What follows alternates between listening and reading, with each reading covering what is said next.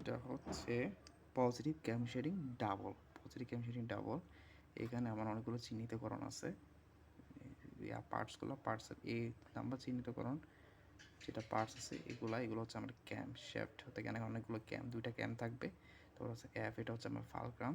B যেটা সেটা হচ্ছে আমার কি অ্যাডজাস্টমেন্ট পয়েন্ট। আর এলটা হচ্ছে আমার অসিলেটিং লিভার। আর এসটা হচ্ছে আমার কি স্ট্রেট নাপ।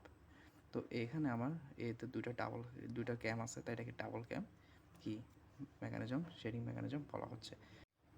এখানে আমার দুইটা ক্যাম থাকবে, দুইটা ক্যামে যখন আমার ক্যাম শ্যাফটে মোশন পেয়ে ঘুরতে থাকবে তখন তারা এই দুইটা বলকে দুইটা ক্যামে কি ধাক্কা দেবে।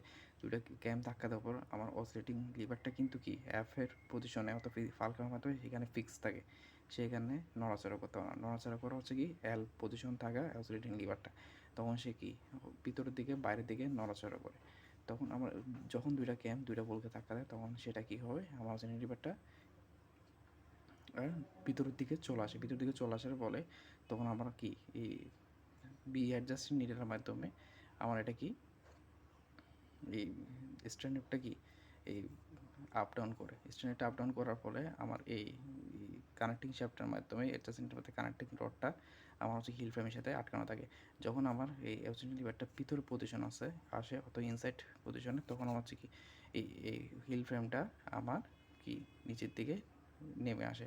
যখন আমার অক্সিজেন লিভারটা কি অথবা এই দুইটা ক্যাম্প যখন বল থেকে সংস্পর্শ থেকে দূরে সরে যায়, অর্থাৎ কানেক্ট থাকে না, তখন আবার কি অক্সিজেন লিভারটা আগের পজিশনে ফিরে আসে। আগের পজিশনে ফিরে আসলে তখন আমার কি অ্যাডজাস্টিং নিডলের মাধ্যমে হিল কানেক্টিং পর্যন্ত মোশনটা পৌঁছে যায়, তখন হিলটা কি উপরের দিকে উপরে ওঠে।